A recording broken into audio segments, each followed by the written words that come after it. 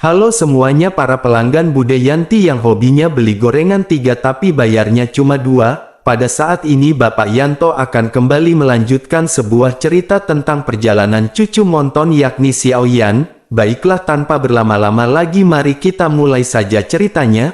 Pada saat ini kita akan kembali diperlihatkan dengan Xiaoyan yang telah berhasil membunuh orang-orang dari aliansi bayangan. Lalu Xiaoyan pada saat ini perlahan berjalan untuk mencari obat dan bertanya-tanya di dalam hatinya, mengapa Pil Palace tidak mengirim seseorang untuk mencegatnya? Banyak spekulasi yang muncul di kepala Xiaoyan. Xiaoyan bertanya-tanya apakah mereka tidak memperhatikan keberadaan Xiaoyan, ataukah mereka masih belum punya waktu untuk menyiapkan penyergapan, atau mungkin mereka benar-benar memiliki rencana yang lain. Xiaoyan pada saat ini mengerutkan kening dari waktu ke waktu hingga tanpa sadar Xiaoyan pada saat ini setelah sampai di sebuah gerbang, kemudian seorang penjaga segera bertanya siapakah yang datang. Xiaoyan pun segera tersadar dan dirinya menyadari bahwa dirinya tepat berada di gerbang klan Yao. Menyadari sosok yang datang ini adalah Xiaoyan, tentu saja dirinya pun segera berkata untuk menunggu sebentar. Penjaga pun melapor hingga tidak lama beberapa orang segera datang dengan dipimpin oleh Yao Aotian.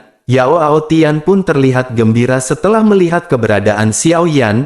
Dengan wajah memerah Yao Aotian pun segera berjalan cepat ke arah Xiaoyan. Sementara itu Xiaoyan segera berlutut dengan satu kaki dan memberikan penghormatan. Xiaoyan pun berkata bahwa Xiaoyan pada saat ini menemui guru. Melihat hal tersebut Yao Aotian pun membantu Xiaoyan untuk berdiri. Dirinya meletakkan tangannya di bahu Xiaoyan dan semakin dirinya melihat Xiaoyan semakin dirinya merasa sangat puas. Yao Aotian pun segera berkata, dirinya telah mendengar Xiaoyan telah memenangkan tempat pertama di dalam ilusi. Dirinya pun tertawa dan lanjut berkata bahwa Xiaoyan memang murid dari Yao Aotian. Xiaoyan pada saat ini hanya bisa tersenyum. Setelah itu Yao Aotian mengajak Xiaoyan bertemu dengan para tetua yang diajaknya. Para tetua dari klan Yao ini semuanya telah mengenali Xiaoyan dan mereka pun saling menyapa. Di antaranya ada ketua ketiga yang sebelumnya telah berkonflik dengan Xiaoyan. Namun pada saat ini sikapnya benar-benar berubah dan menjadi semakin baik. Ketika dirinya menyapa Xiaoyan dirinya pun sedikit terkejut dan berkata bahwa Xiaoyan benar-benar berada di tahap awal Dou di bintang 5. Kecepatan penerobosan Xiaoyan ini benar-benar sangatlah cepat. Xiaoyan pun hanya tersenyum melihat kekejutan dari para tertua. Pada saat ini Xiaoyan sengaja menekan fluktuasi auranya ke tingkat bintang kelima Dou Di. Xiaoyan menyadari bahwa di sini banyak murid-murid yang merupakan seorang alkemis. Oleh karena itu mereka akan sesekali melakukan kontak dengan alkemis lainnya. Dengan kata lain mereka tentu saja pasti akan berteman baik dengan para alkemis dari Pil Palace. Oleh karena itu Xiaoyan benar-benar khawatir jika kekuatannya benar-benar dibocorkan ke Pil Palace. Sementara itu Yao Aotian juga pada saat ini memperhatikan fluktuasi energi Xiaoyan yang terlihat tidak stabil. Namun meskipun begitu dirinya benar-benar tidak mempermasalahkan permasalahan itu. Sementara itu di sisi lain Xiaoyan pada saat ini tidak ingin banyak berbasa-basi dan segera berbicara kepada Yao Aotian. Xiaoyan berkata bahwa dirinya telah membawa rumput impian. Yao Aotian pun tersenyum dan berkata bahwa dirinya tahu Xiaoyan sedang terburu-buru. Akhirnya Yao Aotian pun segera mengajak Xiaoyan untuk pergi ke ruang rahasia. Sesampainya di sana Xiaoyan melihat platform batu coklat besar dan kotak yang terbuat dari kayu hitam diletakkan di atas platform batu. Yao Aotian pun membuka kotak ini dengan hati-hati dan sebuah pil yang memancarkan cahaya keemasan segera muncul. Yao Aotian dengan sangat bangga menunjuk ke arah pil emas dan berkata bahwa ini adalah harta karun dari klan Yao. Ini adalah pil pembaruan jiwa yang menentang surga. Xiaoyan yang memegang rumput impian di tangannya dan pada saat ini tidak bisa menahan gemetar, karena sebentar lagi kebangkitan leluhur Xiao Xuan benar-benar akan terjadi. Xiaoyan pada saat ini benar-benar dipenuhi dengan perasaan kegembiraan. Sementara itu Yao Aotian jelas menyadari suasana hati dari Xiaoyan, sehingga dirinya pun dengan serius berkata bahwa dirinya tahu Xiaoyan sudah lama menunggu momen ini. Xiaoyan pasti telah membayar banyak untuk saat ini. Tetapi pada saat ini Xiao Yan harus menyingkirkan perasaan Xiao Yan termasuk perasaan gugup dan khawatir, karena Xiao Yan harus benar-benar tenang ketika Xiao Yan memurnikan pil pembaruan jiwa ini. Xiao Yan pun menganggukkan kepalanya dan berkata bahwa dirinya akan berusaha tenang. Ini adalah satu-satunya kesempatan Xiao Yan untuk menghidupkan kembali leluhur Xiao Xuan. Melihat Xiao Yan yang akhirnya tenang, Yao Aotian pun melambaikan tangannya dan segera mengeluarkan kuali obat dan digantung di udara. Pada saat yang bersamaan belasan bahan obat segera terbang keluar dari cincin penyimpanannya. Lalu dirinya pun segera bertanya, di manakah segel kehidupan dari leluhur Xiao Yan?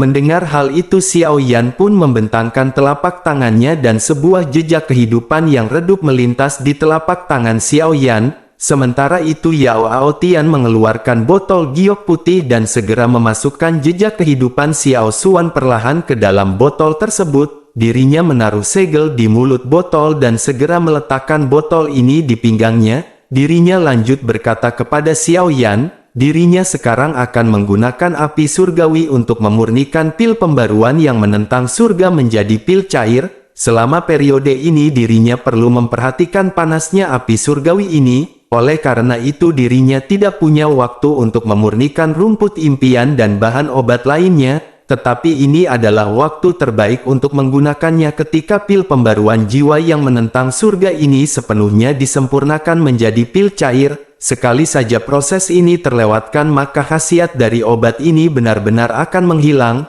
Sekarang dirinya akan memberitahu Xiao Yan efek dari rumput impian dan cairan obat lainnya.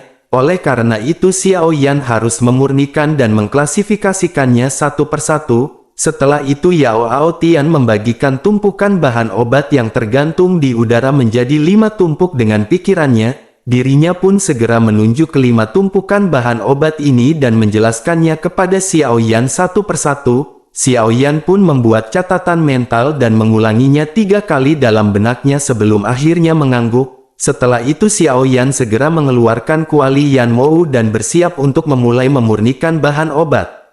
Sedangkan di sisi lain Yao Aotian pada saat ini segera mengeluarkan api surgawi miliknya. Dirinya segera melemparkan pil pembaruan jiwa yang menentang surga ke dalam kuali, dan dengan segera setelah itu api surgawi pun segera dilesatkan menuju ke dalam kuali. Xiao Yan tampaknya memiliki rasa ingin tahu naluri terhadap api surgawi yang dikeluarkan oleh gurunya ini. Xiao Yan pun segera bertanya api surgawi macam apakah ini dan berapakah peringkatnya. Yao Aotian pun menjelaskan bahwa ini adalah api surgawi yang bernama Tian Yao Yan dan memiliki peringkat ke-19.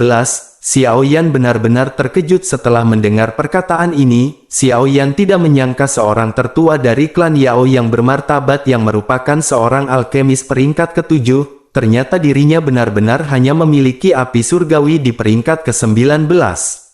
Xiao Yan segera teringat beberapa api surgawi yang pernah ditelan oleh Xiao Yan. Xiao Yan pada saat sebelumnya pernah menelan api surgawi peringkat ke-20, 18, 17 dan 16. Xiao Yan juga pada saat ini segera teringat ketika dirinya mencari lumut segel roh di reruntuhan malapetaka kuno bersama Le Shaolong, Xiao Zhan dan yang lainnya, yang dimana Xiao Yan mendapatkan harta dari seorang dou di bintang 9 yang bernama Yao Menghun. Sosok ini mengukir kata-kata di kotak batu giok yang menyatakan bahwa dirinya pernah memiliki 3 api surgawi, tetapi dirinya hanya bisa hidup berdampingan dengan 2 api surgawi di tubuhnya dan mereka sama sekali tidak dapat bergabung. Selain itu dirinya meninggalkan peluang besar untuk mereka yang ditakdirkan di mana mereka harus memiliki kekuatan dou di puncak bintang ke-6. Selain itu seorang dou di bintang ke-6 ini juga harus memiliki 2 jenis api surgawi untuk membuka kotak tersebut. Pada saat itu Xiao Yan hanya berhasil mendapatkan api pil psikis peringkat ke-16 di reruntuhan. Xiao Yan pun berpikir apakah 2 api surgawi sisanya disegel di dalam kotak tersebut. Memikirkan hal ini mata Xiao Yan benar-benar berbinar dan bersemangat untuk menerobos ke puncak bintang ke-6. Xiao Yan sangat ingin membuka kotak batu giok tersebut dan melihat apakah ada 2 api surgawi yang tersegel di dalamnya. Xiao Yan pun menekan kegembiraan di dalam hatinya sebelum akhirnya kembali fokus ke dalam proses pemurnian. Sementara itu di sisi lain melihat Xiao Yan yang linglung, Yao Aotian pun segera bertanya, ada apakah Xiao Yan? Apakah Xiao Yan merasa api surgawi milik Yao Aotian tidak sebanding dengan milik Xiao Yan? Apakah Xiao Yan merasa bangga karena api surgawi Xiao Yan lebih tinggi? Menanggapi hal itu, Xiao Yan menjelaskan bahwa dirinya tidak berpikir seperti itu. Pada saat sebelumnya Xiao Yan hanya sedikit terganggu ketika gurunya mengeluarkan api surgawi. Yao Aotian pun menghela nafas dan memerintahkan Xiao Yan untuk segera memulai. Xiao Yan pun mengangguk sebelum akhirnya melemparkan lebih dari belasan rumput impian di tangannya ke dalam kuali. Setelah itu sekelompok kecil api surgawi merah keunguan segera melonjak, lalu gumpalan asap lavender terpancar dari kuali Yan Mou dalam sekejap mata. Melihat pemandangan ini Yao Aotian benar-benar terkejut. Dirinya pun segera bertanya, bukankah api surgawi berwarna biru keabu-abuan? Bagaimana mungkin warnanya pada saat ini berubah menjadi ungu? Mendengar hal itu Xiao Yan merenungkan bagaimana caranya untuk menjawab pertanyaan gurunya. Namun akhirnya Xiao Yan memutuskan untuk mengatakan yang sebenarnya. Xiao Yan berkata bahwa dirinya mendapatkan api surgawi lain di gua pembantaian berdarah dan api surgawinya berubah menjadi ungu. Mata Yao Aotian seketika melotot lebar-lebar dan bertanya, apakah Xiao Yan bisa memadukan api surgawi? Xiao Yan pun mengangguk di tengah-tengah keterkejutan Yao Aotian. Setelah itu Yao Aotian memandang ke arah Xiao Yan seolah-olah dirinya pada saat ini sedang melihat monster. Akhirnya Yao Aotian pun segera pulih dan bertanya apa yang Xiao Yan lakukan hingga bisa memadukan dua api surgawi. Xiao Yan pun menjelaskan bahwa dirinya memiliki teknik keterampilan bertarung yang dapat menggabungkan api surgawi. Keterampilan ini disebut dengan keterampilan 8 ekstrim. Yao Aotian pada saat ini kembali terkejut bertanya, peringkat apakah teknik tersebut? Xiao Yan pun merenung sejenak dan segera berkata dengan tidak yakin bahwa sekarang mungkin peringkatnya berada di tingkat menengah tingkat D. Mata Yao Aotian kembali terbelalak kaget setelah mendengar perkataan Xiao Yan ini. Yao Aotian saat ini mau tidak mau segera bertanya, peringkat tertinggi apa yang bisa dicapai oleh teknik tersebut?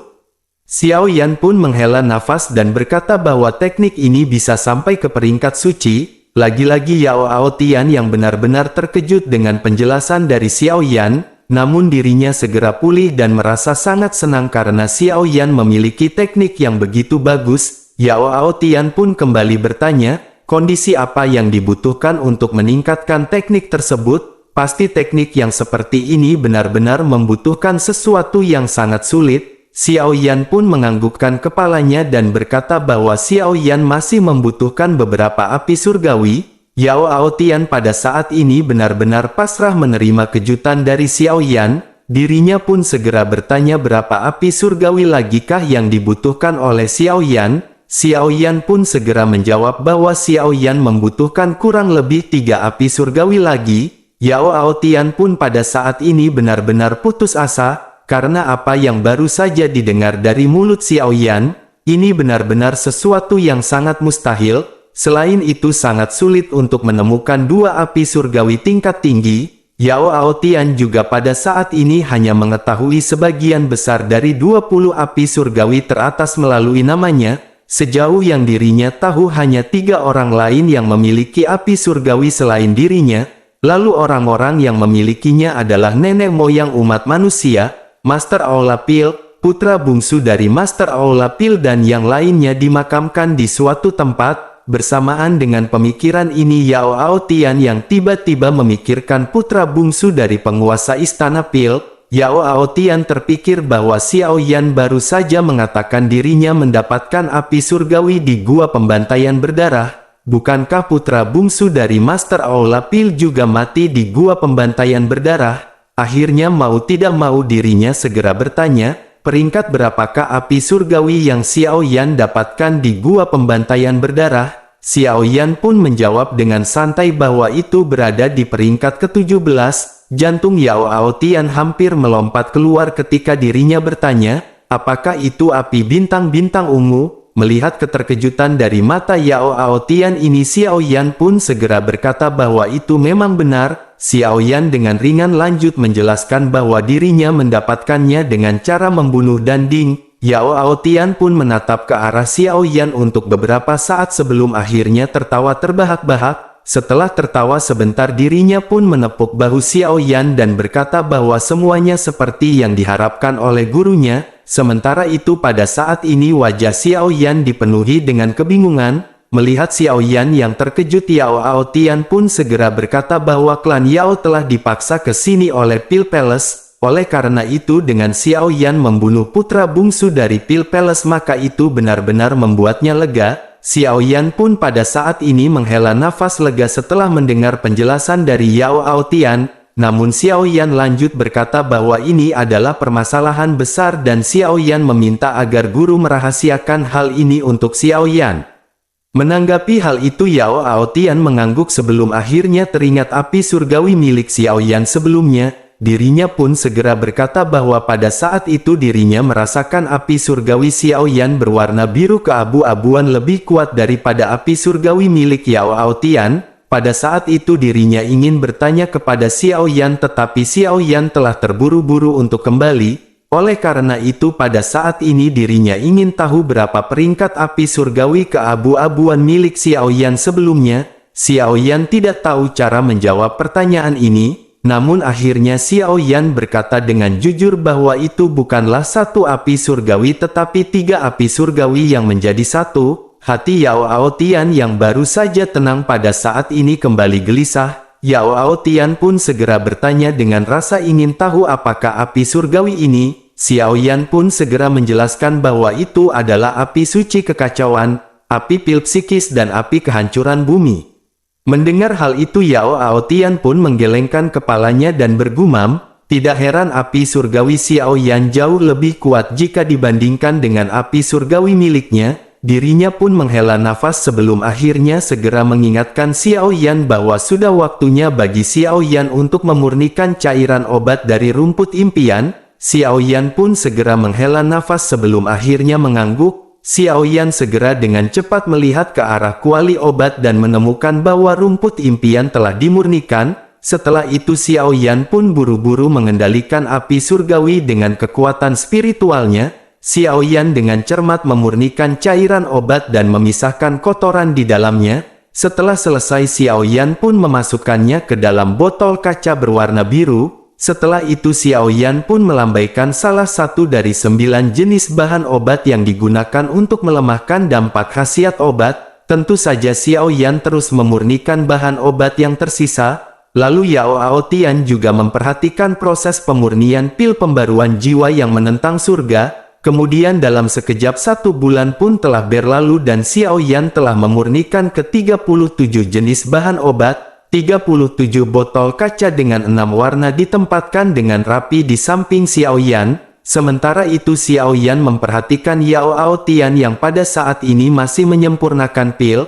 Melihat hal ini Xiao Yan pun segera bertanya, tingkat berapakah pil pembaruan jiwa yang menantang surga ini? Yao Aotian dengan hati-hati mengamati situasi pemurnian di kuali obat dan menjawab dengan santai bahwa ini adalah peringkat ke-8. Xiao Yan sedikit terkejut dan bergumam bahwa itu tidak mengherankan. Xiao Yan pada saat ini melihat baru setengah pil yang dimurnikan dalam waktu 1 bulan. Jika itu dimurnikan oleh Xiao Yan bukankah akan memakan waktu sangat lama? Selain itu Xiao Yan pada saat ini semakin terpacu untuk meningkatkan tingkat alkemisnya. Lalu singkat cerita 1 bulan lagi telah berlalu dan pada saat ini pil pembaruan jiwa yang menentang surga akan segera dimurnikan sepenuhnya. Yao Aotian pun memerintahkan Xiao Yan untuk menyiapkan larutan obat untuk melindungi pil. Xiao Yan pun menganggukkan kepalanya dan mempersiapkan semua bahan obat yang diperlukan. Tidak lama setelah itu Yao Aotian berteriak keras memerintahkan Xiao Yan untuk mengeluarkan cairan obat pelindung. Xiao Yan pun tidak berani ragu-ragu lagi dan berulang kali memobilisasi douqinya untuk mengeluarkan 3 cairan obat pil pelindung dari botol kaca berwarna zamrud. Di bawah kendali Xiao Yan 3 jenis cairan obat pelindung tubuh ini secara akurat jatuh di dalam kuali obat Yao Aotian. kemudian cairan ini segera membungkus cairan pil pembaruan jiwa yang menentang surga pada saat yang bersamaan. Sementara itu Yao Aotian melepaskan botol giok putih yang diikat di pinggangnya. Dengan dorongan Douqi di tangannya, jejak kehidupan Xiao Xuan muncul di udara di dalam botol, dan dengan kendali kekuatan spiritual Yao Aotian, jejak kehidupan perlahan memasuki botol kaca ungu besar. Kemudian dirinya pun segera memerintahkan Xiao Yan untuk memasukkan bahan obat yang tersisa lainnya.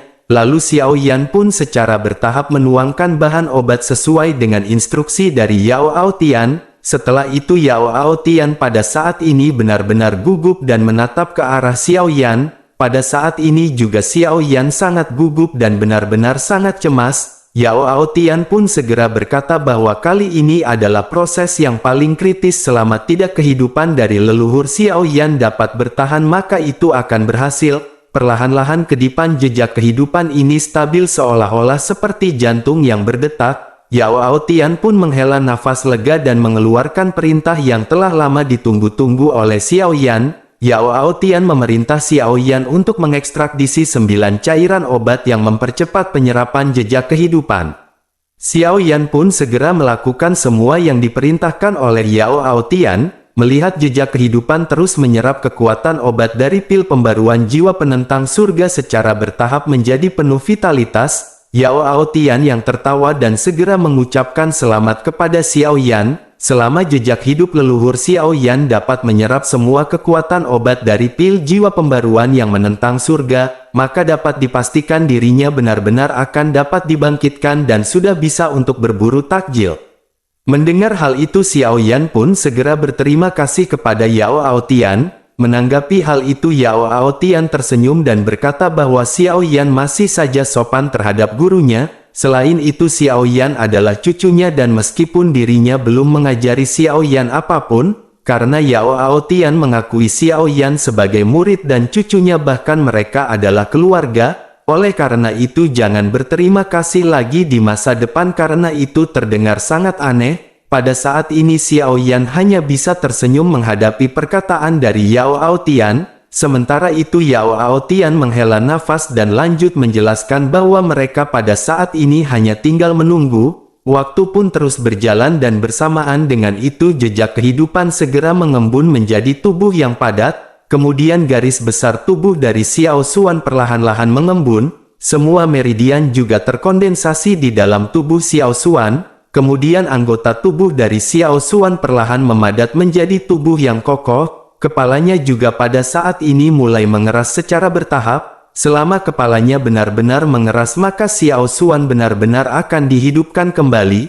Tetapi tepat ketika bagian kepala belakang Xiao Xuan memadat, justru ada ledakan guntur yang tiba-tiba terdengar di atas ruang rahasia yang memakan telinga. Menyadari hal ini Xiao Yan samar-samar memiliki firasat buruk dan tidak bisa menahan pandangan khawatir pada Yao Aotian. Sementara Yao Aotian pada saat ini segera terbahak-bahak. Dirinya lanjut berkata bahwa proses ini benar-benar sudah selesai.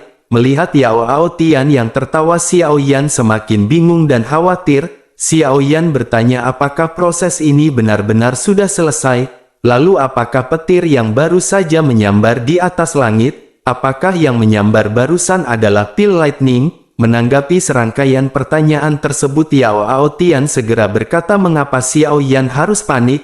Itu bukanlah pil lightning ataupun kesengsaraan kaisar. Leluhur Xiao Yan bukanlah seorang Doudi. Kebangkitan ini sama seperti bayi yang baru lahir di benua Doudi. Dirinya akan dibatasi oleh hukum langit dan bumi di benua Doudi dan diusir dari benua Doudi. Lalu petir ini adalah untuk membuka jalan menuju dunia di tingkat yang lebih rendah. Xiao Yan pada saat ini diliputi oleh hati yang luar biasa dari kebangkitan leluhur Xiao Xuan. Namun mendengar perkataan dari Yao Aotian membuat Xiao Yan sangat frustasi. Xiao Yan masih ingin menunjukkan baktinya kepada Xiao Xuan tetapi tampaknya semua ini sia-sia. Xiao Yan pun segera bertanya, kemanakah leluhurnya akan dikirim? Apakah leluhurnya pada saat ini akan kembali ke benua Douqi? Menanggapi hal itu Yao Aotian pun mengangguk dan bertanya, apakah ada yang salah? Yao Aotian benar-benar tidak mengerti mengapa reaksi Xiao Yan ini begitu besar. Sementara itu di sisi lain Xiao Yan pada saat ini berkata bahwa dirinya khawatir Xiao Yan tidak akan pernah melihat leluhurnya lagi. Sementara itu Yao Aotian pada saat ini menghela nafas dan mulai lanjut berbicara. Dirinya berkata bahwa leluhur Xiao Yan akan segera dipindahkan ke benua Doqi. Namun dengan kekuatan puncak Dou Sheng-nya saat ini bukankah sangat mudah untuk menembus Dodi?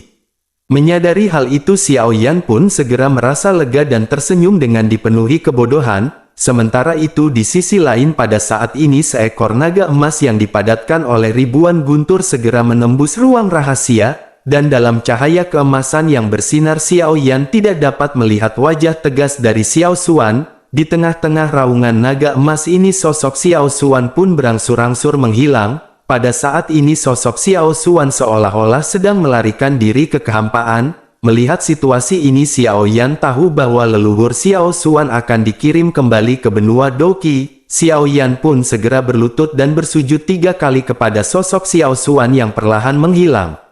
Sementara itu di sisi lain tepatnya di wilayah barat laut benua Dou di sebuah bayangan hitam melewati kabut berdarah yang jatuh dan melayang di luar kuil hitam. Bayangan ini pun segera jatuh dan berlutut dengan satu kaki menghadap ke gerbang kuil hitam. Dirinya menaklukkan tinjunya dan berkata bahwa dirinya memberikan laporan yang mendesak. Sebuah suara serak segera keluar dari aula dengan dingin dan pintu segera terbuka. Suara itu segera memerintahkan sosok yang baru saja mendarat untuk segera masuk. Sosok itu pun segera masuk dan berlutut dengan satu kaki sebelum akhirnya berkata bahwa dirinya membawa laporan yang sangat penting. Laporan kali ini menyebutkan bahwa pembunuhan terhadap Xiao Yan telah gagal. Bersamaan dengan itu terdengar sebuah tamparan di meja dan suara serak segera bertanya dengan marah. Suara ini bertanya apakah mereka benar-benar gagal lagi. Satu orang tahap akhir bintang ke-6 ditambah dengan 2 orang tahap menengah bintang ke-6 benar-benar gagal membunuh seorang tahap awal bintang 5. Aula pun seketika sunyi dan hanya terdengar suara terkejut yang marah. Setelah beberapa lama suara serak itu pun muncul lagi dan bertanya, sudahkah dirinya menganalisis di lokasi? Sosok tersebut pun segera berkata bahwa ada 3 tanda hangus di tanah di tempat kejadian. Seharusnya King Yuan Feng, Xiu Wuyen dan Xiu Wuji telah dibakar. Pohon dan tanah di dekatnya memiliki bekas korosi yang seharusnya disebabkan oleh King Yuan Feng. Ada juga pohon yang memiliki bekas ditusuk oleh pedang dan itu pasti disebabkan oleh keterampilan bertarung Xiu Wuyen.